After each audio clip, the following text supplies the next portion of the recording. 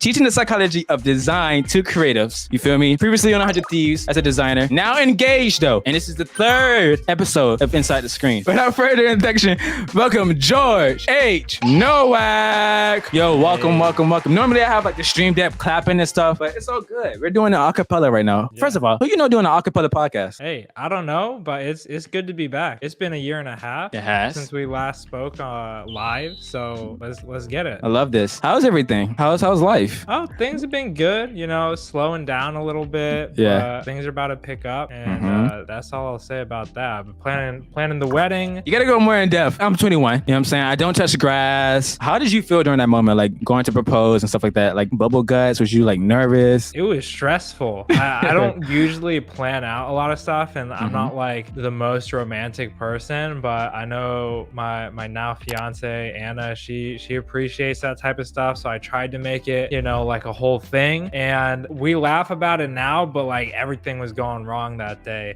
So I don't know if I told you this story, but like the day I proposed, I had booked something with a photographer, and we were gonna go to like her favorite beach, you know, and there's like a cliff, and I was gonna propose on the cliff, and the photographer showed up like 2 hours earlier or whatever and was like scoping out the place for us, and Anna was like getting ready, and she's like taking her time, and I'm like, you know, because I'm not super like plan heavy, like I don't make plans a lot. Okay. It was already like me planning something was kind of weird, but now I was like pushing her like, hey, yo, he's like, listen, this is the plan, it's not going like, come on. I was like, we should head out, and she's like, why? And I'm like, you know, it might be late when we get there, you know. So like we drove over there. She wanted to like stop by Starbucks and like, you know, go, like she was like cruising, you know, taking her time, and I was trying my best to like stay composed. You know, our photographer's been there for like 3.5 hours now. Like we gotta like step on the gas. And then we got there, and as soon as we got there, it started raining. So it was like beautiful skies, and then we got out of the car, and it was just like storming basically, because it was right by the ocean, so the ocean water is like everywhere. And she was like, I just want to go home, it's cold, it's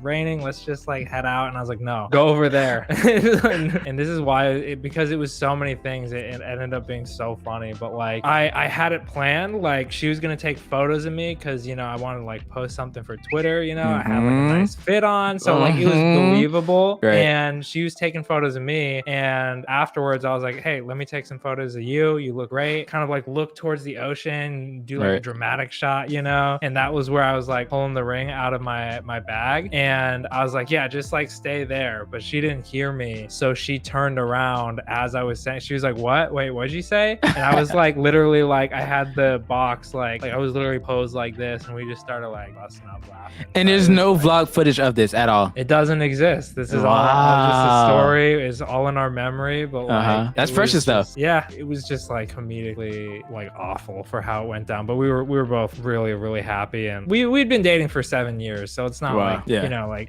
the 3 months in, let's get married. Yeah, exactly. So I don't think you understand how big that is to me. I'm like, damn, like marriage? I can't even get past the 3 month stage. What do you think life is teaching you right now, if you think it's teaching you anything? Yeah, I mean, I've had a pretty big streak of bad luck recently, just all around, but things are starting to come back, and I think at the end of the day, there's still good going on in my life, and there's still a lot to be happy about. So, you know, this isn't the path that I was expecting to take, but it's definitely a welcome one, and like I'm gonna keep pushing and keep growing. So, you know, I feel good about the future. I love that. I know last time we talked, I was really trying to be on that deep stuff. I was like, you remember, I got a clip of it. I rewatched like our old VOD, and there was a moment during our pod where I was like, you know what you know what you don't know, and you don't know what you don't know. You remember that when I said that? Yeah. I was like, now looking back, I was like, dang, what was I really trying to say? But now I feel like I have something good, deep to say. I will say this, basically what you just said. Me like growing through life as I get older and experience more, I realized that it's a harsh thing to say, but it's like you kind of need both. You kind of need one thing makes you appreciate the other, right? Like you wouldn't know love without hate, and you wouldn't know hate without love. Like I think there's a beautiful relationship between the two. Negative thoughts, positive thoughts thoughts. Bad things happen, good things happen. It makes you appreciate certain things. So it's good that you said that. Absolutely. It's a crazy feeling, a lot of unexpected things, but I think I was starting to get pretty comfortable with what I was doing, and now this is like an opportunity to step out of that. Yeah. Wow. I'm glad you added that part. How would you describe creating these days? Well, these days I'm not creating too much because I'm doing some freelance stuff on the side, and like I just got back from vacation, but like I've mostly just been I know, right? I've just been kind of like enjoying life, and like going out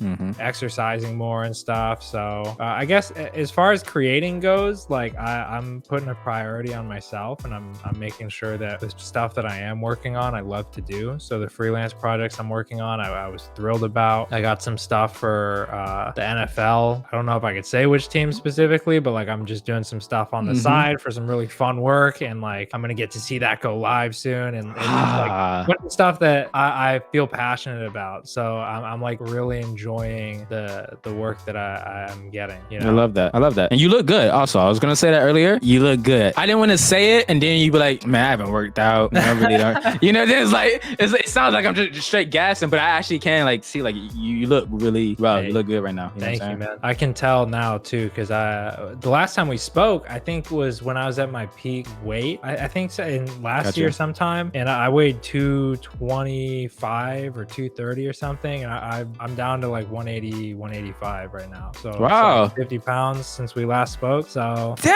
George, we're doing it. Can we get some class in the chat right now? That's big. That's discipline. That's style, man. Fashion. You've been posting a lot of fashion things on the Twitter timeline. I'm like, yo, I didn't know Jess could put on a fit like this. Is there any inspiration or passion behind that? Well, I guess people have different interpretations of it, but for me, I just found a style that I really like, which was kind of Japanese Korean minimalism. And I explored like how different garments, like focusing less on the design and more of just the shape of it, Yes. And having like neutral colors and just like I can mix and match a bunch of my stuff. And I found more so like above everything else, it looks good in my eyes, but it also keeps me less stressed because I can just pick out pants, shirt, like top, and then it'll work. I don't have to like stress about what's in my wardrobe, Yes, 100%. So like now that you're not nailed down to one thing, right, which is like a dedicated designer, would you ever step into like more creating pieces and stuff like that, or designing things like that? Yeah, I'm not sure. Are you talking about like for clothing? Yeah, for clothing. I mean, I've never really thought about like garment design too much. Like I really love streetwear and I love like street culture, but that's like a whole thing. If I do it, I want to do it right, and I'll probably spend like an absurd amount of time coming up with garments that are like, it's tough because I know there's some designers who make clothing and it's really expensive, but I know that the materials they use make it worth it. I just think that people look at that price tag and they think like, oh, this person's trying to be like hype beast, they're like true, not realizing like the fabric costs a whole bunch. A lot of hype beast brands, they just use cheap garments and they go off the brand name, but there's people out there that they just like love the craft and they just try to put everything into making like the best piece. It's like an art project for them, and it just doesn't get that kind of respect. I feel like, I don't know, we'll see. I would love to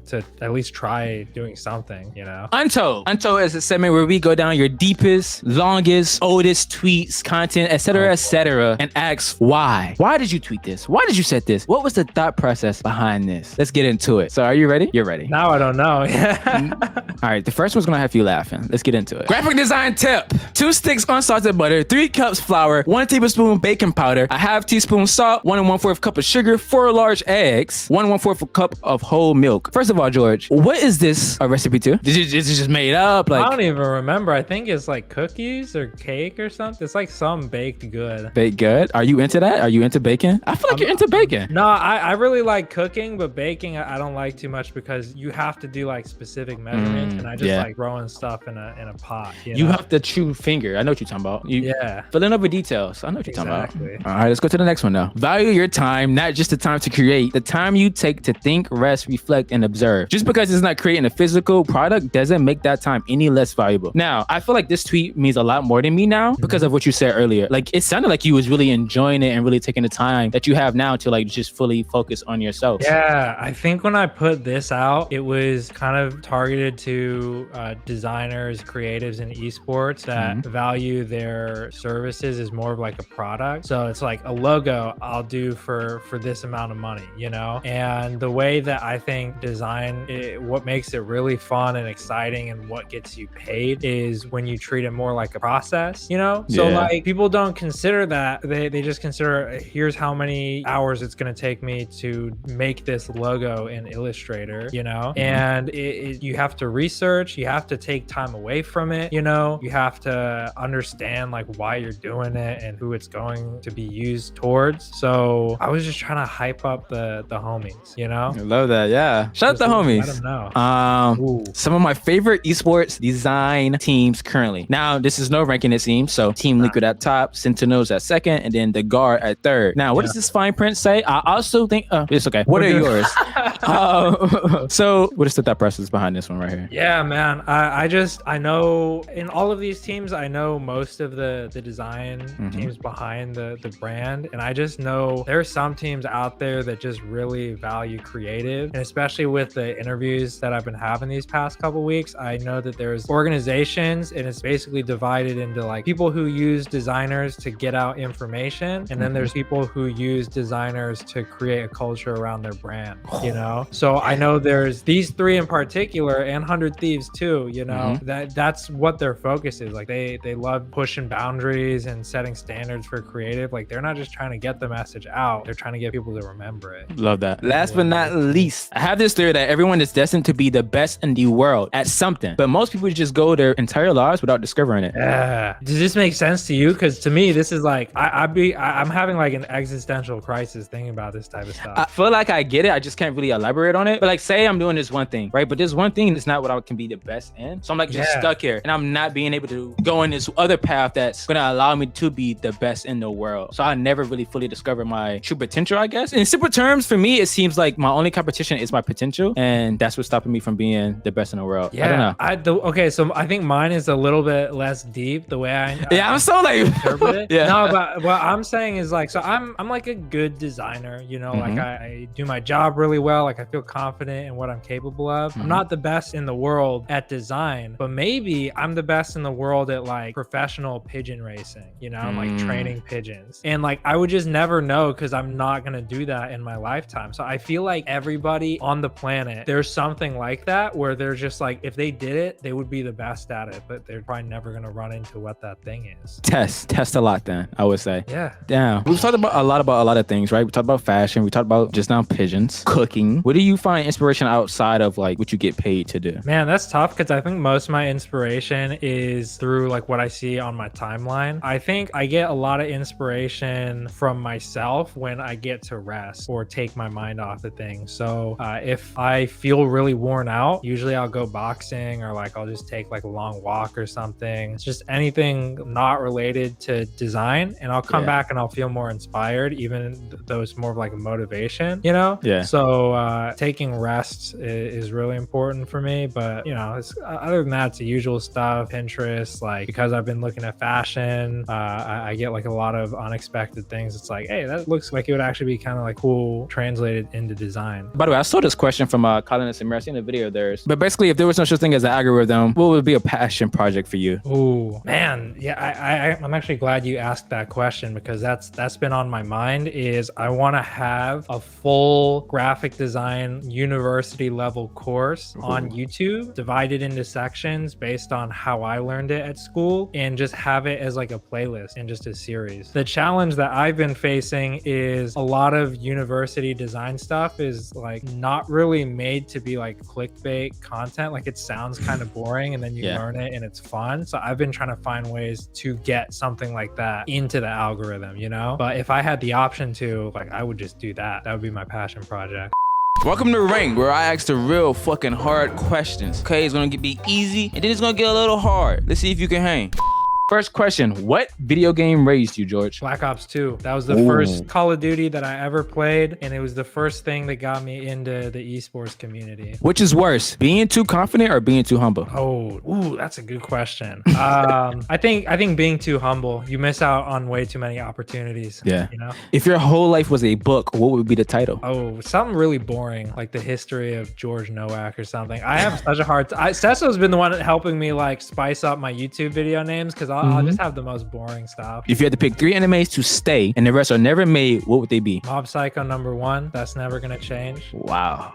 My favorite show all time. I can't wait for season 3. And then 2 other options. That's tough. Oh man, I feel like Haikyuu is my #2. I love Haikyuu. Haikyuu Very is good. really, really good. Unexpectedly too. And I think a lot of people that don't really love anime, like if it's like their first anime or whatever, that's a good one. And man, maybe it is Attack on Titan or Demon Slayer. I think I like Demon Slayer more though. This is a hot take. You wanna know why you like Demon Slayer more? Because the animation's scary. That's why. Yeah, it does. It does. Yeah. At least we know Attack on Titans could be for. We're good there. Now this last question, it's a pretty hard one. You might be like, damn, where'd this question come from? It's a left fielder. Are you ready? Yeah. Would you rather be farted on or slapped in the face with a fish? Farted on by who? Whoever you want to fart on you. Whoever I want? Yeah. Ah, man. Yeah, actually, I don't have a problem with fish. I'd be cool with. Well, actually, they got scales though, so I guess. As I say, this is not scale. It's a fresh out of the lake. You know, I've been slapped by a fish before when I go fishing. I think I could handle that. Wow. It'll be Okay. If I get to choose the fish too, if I could get slapped by like a little goldfish or something. Nah, I'm talking about a catfish. Okay. Have you seen damn. catfishes? Yeah, those things are big. Okay, maybe